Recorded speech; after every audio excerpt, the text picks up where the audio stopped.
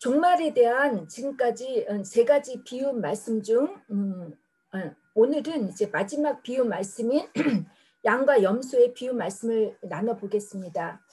열 처녀의 비유 말씀에서는 종말의 때를 준비하는 마음의 자세, 경계를 강조하셨다면 달란트 비유에서는 재림을 준비하는 자의 구체적인 삶의 열매를 강조하셨습니다. 마지막 오늘 여러분과 제가 나눌 이 세 번째 양과 염소의 비유 이야기에서는 반드시 심판이 따르는데 그 심판의 기준이 어떠한지에 대한 말씀입니다. 지금 이 시간 우리가 본문 이야기를 여러분과 함께 한 절 한 절 읽어가면서 우리에게 들려주시는 주님의 세밀한 음성을 듣고 심판의 그날까지 우리 모두가 구원을 받는 자로 살아가기를 바랍니다. 31절에서 34절에 보면 최후의 심판의 날에 예수님께서 모든 천사와 함께 영광의 보좌에 앉으시는데 모든 인류의 민족들을 다 모으시고 목자가 양과 염소를 분별하듯이 양은 오른편에 염소는 왼편에 갈라 놓으시겠다고 하셨습니다. 주님은 분명 다시 이 땅에 오셔서 영원히 구원받을 자와 구원받지 못할 자로 심판하시겠다고 하십니다. 양과 염소의 비유 이야기를 많은 분들은 양과 염소라고 하는 동물적 특성 때문에 양은 선한 동물이고 염소는 악한 동물이라고 이 말씀을 문자적으로 해석하시면서 이렇게 해석하시는데 염소가 악하고 부정한 동물로 간주되었다라면 구약시대에 염소를 제물로 쓰지 않았을 것입니다. 양과 염소의 비유 말씀은 동물적 특징 자체나 어떤 동물적 고유성으로 해석할 것이 아니라 양과 염소를 갈라놓는 것에 초점을 두어야 합니다. 고대 근동의 팔레스티나에서는 양과 염소를 함께 섞어서 보통 7대3으로 방목을 한다고 하는데 그 이유는 첫째, 목초지의 황폐를 방지하기 위해서라고 합니다. 양들은 풀을 뜯을 때 어린 잎사귀나 다 자란 잎사귀를 구분하지 못하고 때론 뿌리까지 뜯어 먹는다고 합니다. 풀이 드문 환경에서 뿌리까지 이렇게 없어지지 않기 위해서 염소를 함께 이렇게 방목하게 되면 염소들은 풀 잎사귀만 살짝 뜯는 것들을 하기 때문에 양들이 염소를 따라한다고 합니다. 둘째는 위험한 곳으로부터 양들의 생명을 보호하기 위함이라고 합니다. 초장이 드문 곳이기 때문에 풀을 뜯기 위해서는 높은 바위들이 있는 경사진 곳으로 이동을 하게 되는데 시력이 약한 양들은 낭떠러지에 떨어질 위험이 많기 때문에 염소와 함께 두면 염소는 늘 앞장서서 가는 성향으로 양들이 염소를 뒤따라가서 추락할 사고의 위험이 적다고 합니다. 세 번째, 양들은 더위에 약하여 그늘이 필요하기 때문에 자신들이 다른 양의 몸에 붙으려고 하고 또 풀을 뜯고 나면 움직이지 않으려는 성향이 있어서 혈액순환에 좋지 않으니까 활개치는 염소를 풀어주면 양들이 많이 움직일 수 있다고 합니다. 하루 종일 양과 염소가 함께 있다가 이제 밤이 되면 목자는 양과 염소를 갈라놓는다고 하는데 이 근동 지역은 여러분도 알다시피 일교차가 심한 지역으로 낮에는 무척 덥습니다. 그래서 이 염소들은 낮에는 좋아요. 양들에 비하면. 그러나 이 염소가 밤에 추위에 약하기 때문에 목자가 양과 염소를 따로 구분하는데 이 양들은 가장 바깥쪽으로 그리고 염소는 우리 안쪽으로 이렇게 갈라놓는다고 합니다. 이렇게 목자가 양과 염소를 분리시키는 것처럼 주님께서는 이제 심판날에 구원받을 자와 구원받지 못할 자를 분리시킨다고 하십니다. 양은 오른쪽, 염소는 왼쪽으로 나뉘게 하신다는 말씀은 오른쪽, 왼쪽이라는 이 방향과는 상관이 없습니다. 심판이 명확하게 분별해서 나눠진다는 것을 강조하기 위함입니다. 구약시대나 히람 문화권에서는 오른쪽은 영광과 존귀와 생명과 힘, 구원과 은총을 상징했고 왼편은 저주와 사망과 미련함과 힘의 상실을 의미했습니다. 35절에서 36절 그리고 42절에서 43절에 재판할 때 재판의 기준이 있는 것처럼 주님께서 심판을 하실 때 그 기준이 심판의 근거가 무엇인지에 대해서 말씀해 주셨는데 의인들에 대해서는 내가 줄일 때 너희가 먹을 것을 주었고 목마를 때 마시게 하였고 나그네 되었을 때 영접하였고 헐벗었을 때 옷을 입혔고 병들었을 때 돌보았고 감옥에 갇혔을 때 와서 보았다고 하시며 내 형제 중에 지극히 작은 자 하나에게 한 것이 곧 내게 한 것이라고 하시고 그리고 왼편에 있는 자들에게도 똑같이 그러나 조금 다르게 내가 줄일 때 너희가 먹을 것을 주지 않았고 목마를 때 마시게 하지 아니하였고 나그네 되었을 때 영접하지 아니하였고 헐벗었을 때 옷 입히지 아니하였고 병들었을 때와 옥에 갇혔을 때 돌보지 아니하였다고 그러시면서 지극히 작은 자 하나에게 하지 아니한 것이 곧 내게 하지 아니한 것이라고 하십니다. 최상급의 표현으로서 가장 작은 이는 여기서 키가 작고 나이가 어린 자들이 아니라 참으로 무가치하게 여겨지는 그래서 사람들의 관심도 전혀 받을 수 없는 사람을 의미합니다. 사람들이 자칫 소홀히 여겨 관과하기 쉬운 사람들, 가장 보잘것없는 사람들입니다. 소위 가난하고 헐벗고 억눌리고 소외된 자들입니다. 보통 이런 사람들은 모두가 큰 자가 되고 싶어하는 양육 강식 적자 생존의 경쟁 사회에서는 이기지 못하고 패배를 당한 사람들이 나오게 되어 있습니다. 기득권의 권력에 희생당하고 억울함을 겪은 사람들입니다. 아무 것으로도 내가 베푼 선행에 갚을 수 없는 사람들입니다. 지극히 작은 자는 선한 사마리아 사람의 비유의 에스처럼 이웃의 도움이 필요한 자들입니다. 우리 예수님도 여러분 처음 태어나셨을 때 도움이 필요한 말하자면 노숙자, 홈리스가 아니었습니까? 태어날 때 방 하나가 없어서 결국 어디에서 태어나셨습니까? 말구유 아닙니까? 이 땅에 섬김을 받으러 온 분이 아니라 인간을 섬기기 위해 오신 분이셨기에 십자가에 달리시기 전에 마지막으로 그의 사랑하는 제자들의 발을 씻어주시면서 그들에게 부탁하신 말씀은 이처럼 섬기는 종이 되라고 하셨습니다. 이웃을 내 몸과 같이 사랑하라는 말씀은 어쩌면 그 이웃이 바로 내가 될 수 있다는 뜻이 담겨 있습니다. 여러분, 바로 내가 지극히 작은 자가 될 수 있다는 것입니다. 제 지인 중에 서울역에서 사회복지사로 일하시는 분이 계십니다. 그분의 말씀에 의하면 노숙인들 중에는 어느 누구 하나 노숙인으로서 살 것이라고는 상상할 수 없을 정도로 과거에 학벌이나 집안, 스펙이 꽤 괜찮은 분들이 많이 있다고 합니다. 이런 분들이 말년에 노숙인이 되었고 쪽방에서 살고 있다고 합니다. 제가 이 말씀을 준비하면서 톨스토이의 단편 소설인 구드장인 마틴 이야기가 떠올랐습니다. 여러분 이 마틴 이야기 다 아시죠? 제가 여러분들 이게 어린이 동화이기 때문에 기억이 아물아물하신 분들을 위해서 제가 이 동화 이야기를 간단히 추리자면 마틴은 사람들의 발을 위해 구두를 만들거나 구두를 수선하는 구두장이었습니다. 그의 손을 거치지 않은 사람들이 없을 정도로 그는 사람들의 발소리만 들어도 누구인지 잘 알 수 있는 구두장이었습니다. 어느 날 그는 예수님을 초대한 부자 이야기인 성경책을 읽고는 만약 예수님이 찾아오시면 나는 잘 대접할 수 있을까를 생각하다 잠시 잠이 들었는데 꿈에서 주님께서 아침에 그를 방문할 것이라고 말씀해 주십니다. 다음날 마틴은 긴가민가하는 마음으로 주님을 기다렸습니다. 그런데 추운 겨울 아침 가게 문을 열자 그는 난로에 불을 지피고 그 위에 주전자를 올려놓고 있는데 늙은 청소부의 발소리가 들리자 마틴은 얼른 청소부를 불러다가 몸을 녹이게 하고 따스한 차 한 잔을 대접합니다. 그리고 난로 위에 그가 먹을 양배추 수프를 올려놓았습니다. 마틴이 다시 창문을 보니까 이번에는 젊은 여인이 아이를 안고 추위에 떨고 있는 것을 보자 그는 젊은 여인에게 자신이 먹으려고 했던 수프를 주고 아이와 젊은 여인이 추위에 떨지 않도록 자신의 낡은 외투를 선물을 합니다. 얼마 후 시간이 지나자 거리에서 시끄러운 소리가 들려서 나가봤더니 사가게 할머니가 한 소년의 머리채를 잡고 크게 욕을 하고 있었습니다. 소년이 할머니의 가게에서 사과 한 개를 훔쳤기 때문입니다.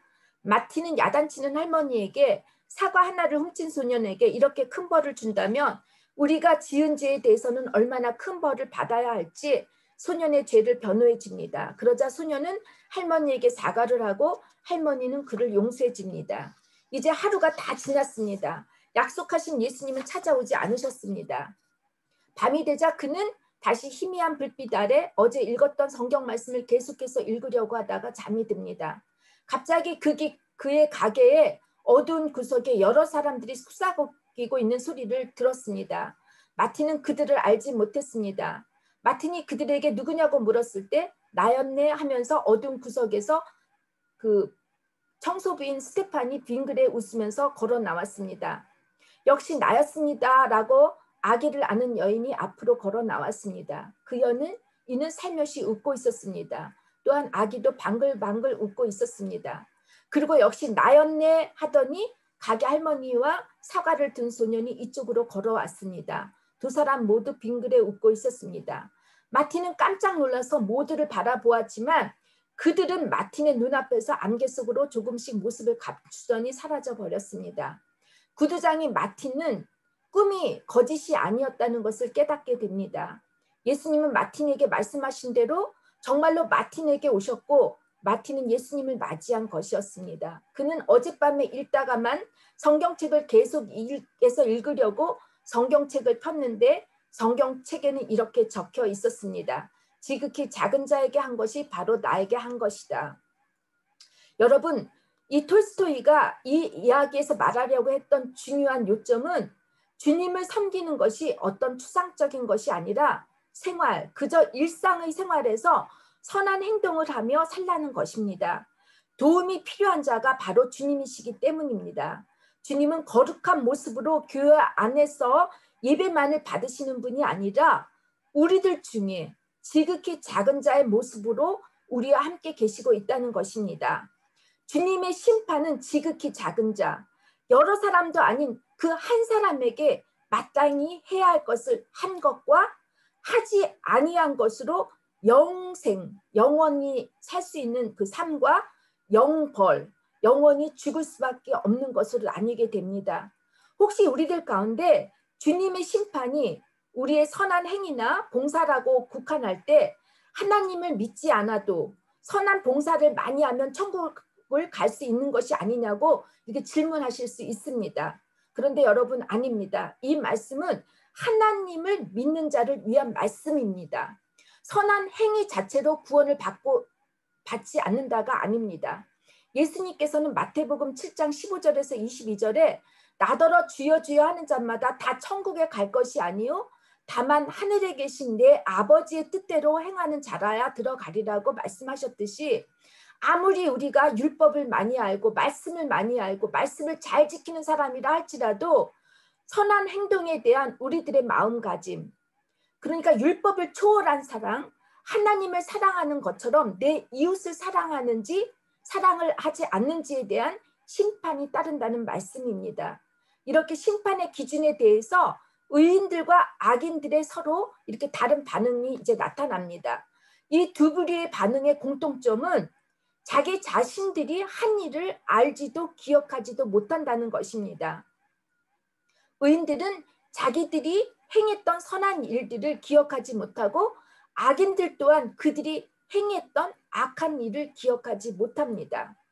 의인들이 자신들이 선한 일을 하고도 기억하지 못하는 이유는 제가 생각할 때 첫째, 선한 일이란 조금만 관심만 가지면 누구나 할 수 있는 일, 지극히 평범한 일이라고 생각했을 것입니다.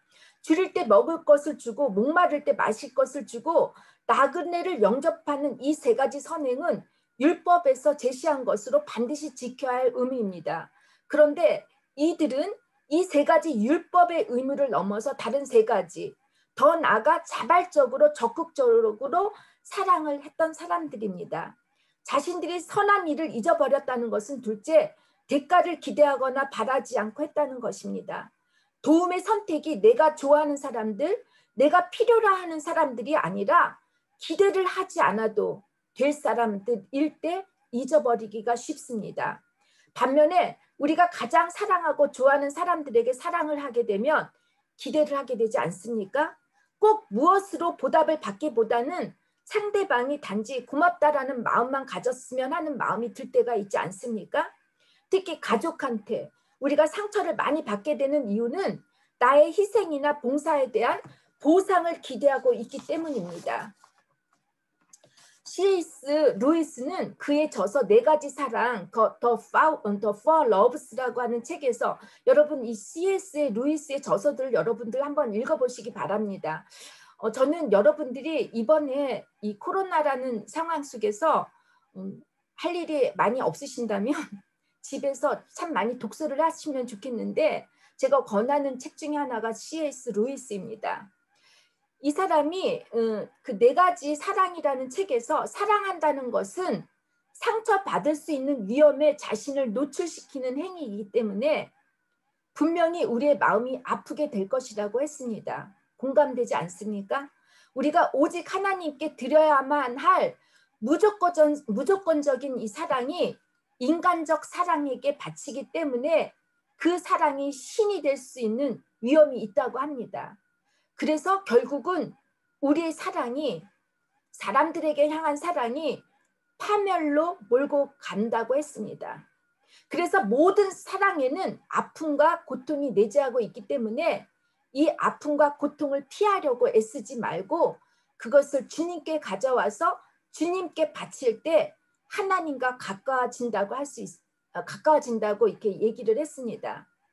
보상을 받지 못한 아픈 사랑이라 할지라도 주님을 사랑하는 마음으로 사랑하게 되면 보다 우리의 선한 행위와 사랑은 성숙해져 가는 것이라고 믿습니다. 악인들 또한 자신들이 한 일을 기억하지 못합니다. 그들의 반응을 보면 그들은 아무런 선한 일을 행하지 않고서도 이에 따른 계산을 받지 않기를 원합니다. 그들은 어쩜 우리 사회에 지극히 작은 자들이었는지 몰랐을 수도 있었고 왜 자신들이 이들에 대한 책임을 져야 하는지 도무지 이해가 되지 않았을 수도 있을 것입니다. 이들은 무관심했습니다. 자신들밖에 모르는 편협적이고 이기적이고 개인적인 사람들이었습니다. 이들은 정말 억울할 수도 있었을 것입니다.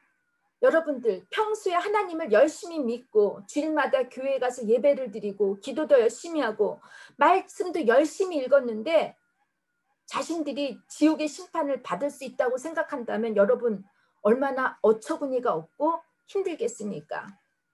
저는 지난주 한 주 동안 한국에서 19개월 된 정인이라는 그 아기가 입양 부모의 끔찍한 학대와 폭력으로 인하여 죽을 수밖에 없었던 사건들이 모 방송을 통하여 알려지면서 이제 국민들의 분노들이 엄청난 것을 제가 이렇게 인터넷을 통해서 보았습니다. 안타깝게도 입양 부모가 독실한 기독교 신자에다가 기독교적 엘리트 하 대학교에서 공부를 했고 입양 부는 모 기독교 방송에서 일을 하고 있는 사람이어서 사람들은 정말 망연자살했던 것 같습니다. 무엇보다도 입양 부모의 양가 모두가 목회자 집안이라고 합니다. 저는 이들의 입양 목적이 우리 사회에서 의심하고 있는 주택 구입을 위한 경제적 욕심 때문이라고 생각지는 않습니다. 이들은 분명히 교회에 한 번도 빠지지 않았고 예배에 출석하면서 열심히 기도하고 찬양하고 물질적으로도 시간적으로도 교회를 위해 선교를 위해 열심히 헌신과 봉사를 잘하며 신앙생활을 했던 믿음이 좋았던 사람이라고 저는 믿습니다. 어쩜 우리보다 더 열심히 신앙생활을 한 사람인지도 모르겠습니다. 정말 이 두 사람은 아주 지극히 작은 정인이 안에 예수님이 계셨다는 것을 알았다면 정인이를 이렇게 함부로 하지 못했을 것입니다. 우리들 중에 한국에서 자라면서 또 우리가 우리 아이들을 키우면서 폭력에 자유로운 사람들이 있습니까? 여러분들 중에 자연여 교육이라는 미명하에 아이들의 영혼에 상처를 입히고 아이들의 영혼을 짓밟은 적이 없었는지 여러분 저는 묻고 싶습니다.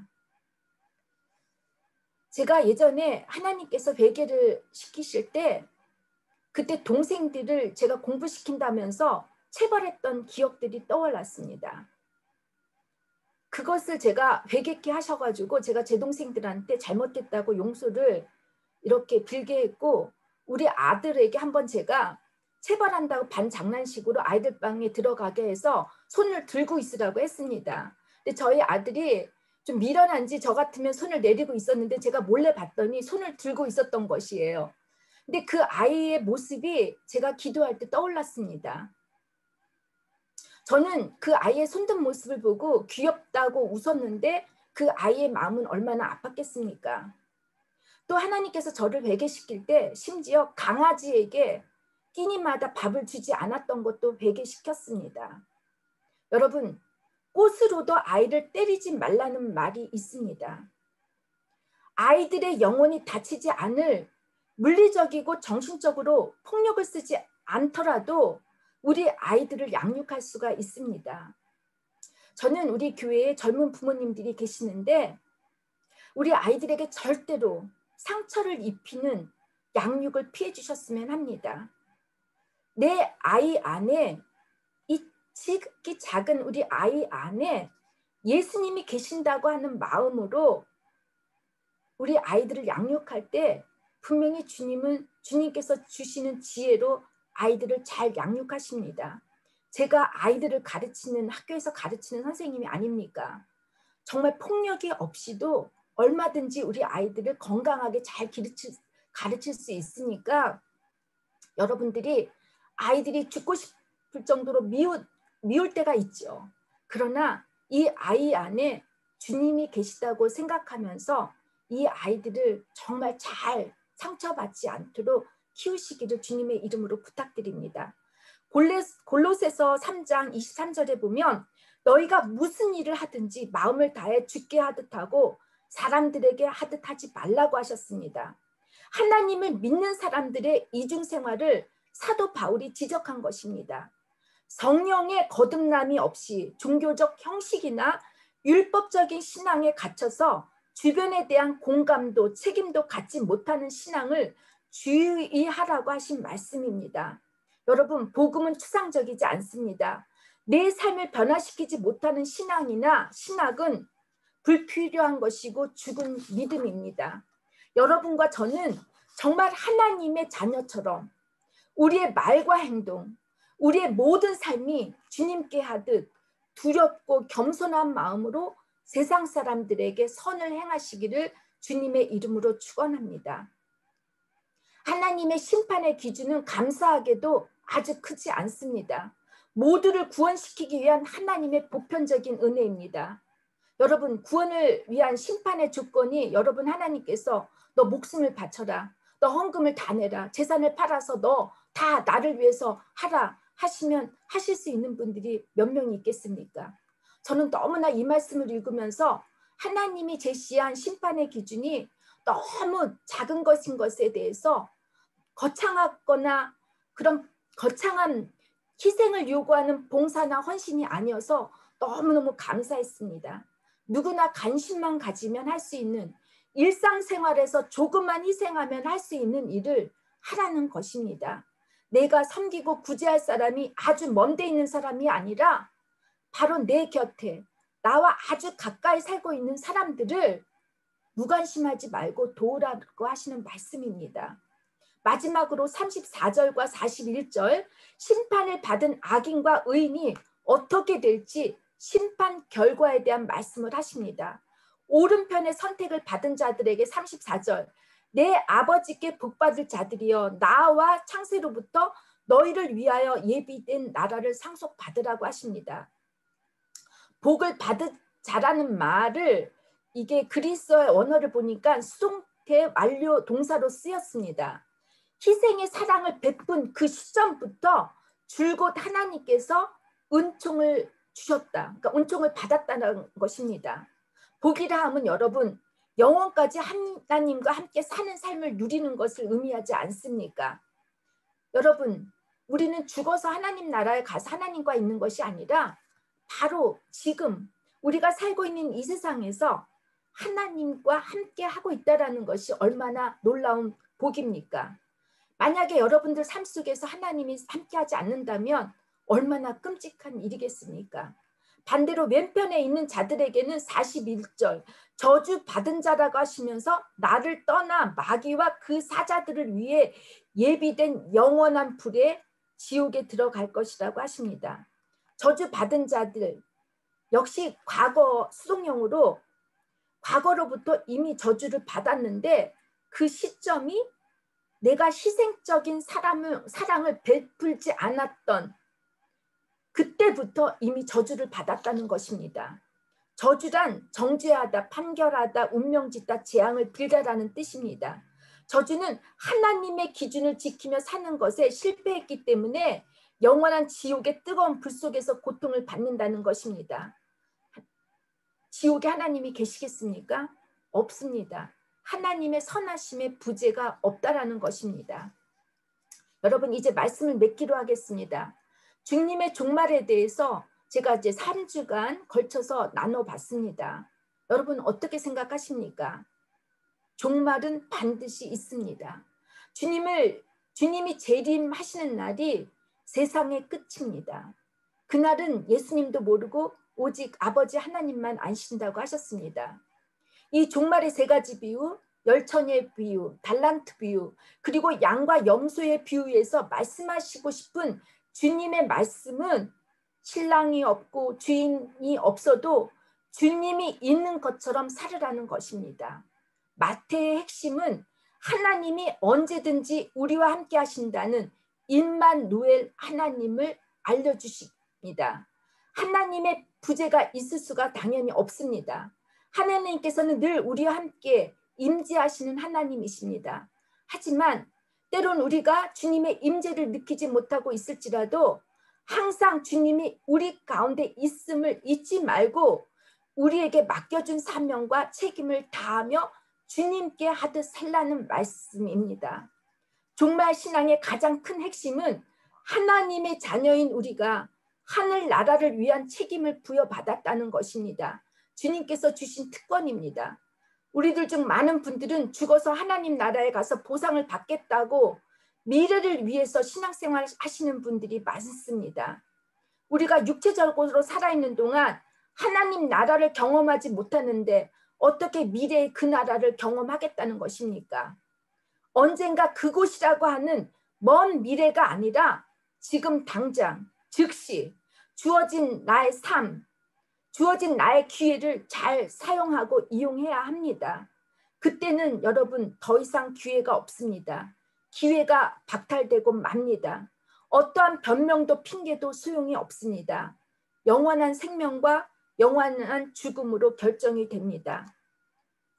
여러분과 저는 또 우리 모두는 주님의 종말이 내일이 오더라도 오늘이 나의 마지막 주어진 기회라 생각하고 주님께 하듯 우리가 신앙생활을 하다 영원한 생명으로 이어지는 축복받기를 주님의 이름으로 축원합니다.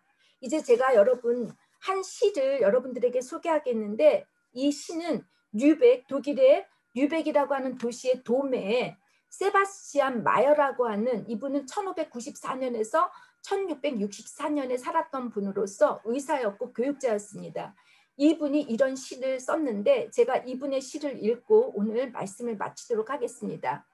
너희는 나를 주라 부르면서 따르지 않고 너희는 나를 빛이라 부르면서 우러러보지 않고 너희는 나를 길이라 부르면서 따라 걷지 않고 너희는 나를 삶이라 부르면서 의지하지 않고 너희는 나를 슬기라 부르면서 배우지 않고 너희는 나를 깨끗하다 부르면서 사랑하지 않고 너희는 나를 부하다 부르면서 내게 구하지 않고 너희는 나를 어질다 부르면서 오지 않고 너희는 나를 존귀하다 부르면서 섬기지 않고 너희는 나를 강하다 부르면서 존경하지 않고 너희는 나를 의롭다 하면서 두려워하지 않으니 그런즉 너희를 꾸짖을 때에 나를 탓하지 말라.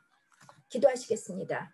지금은 세상 끝날까지 우리를 버리지 아니하시고 함께 하시는 성자 예수 그리스도의 은혜와 무한하신 하나님의 사랑하심과 우리를 진리 가운데로 인도하시는 성령의 감화와 감동하심과 교통하심이 이제로부터 영원히 함께 하시기를 간절히 축원하옵나이다. 아멘.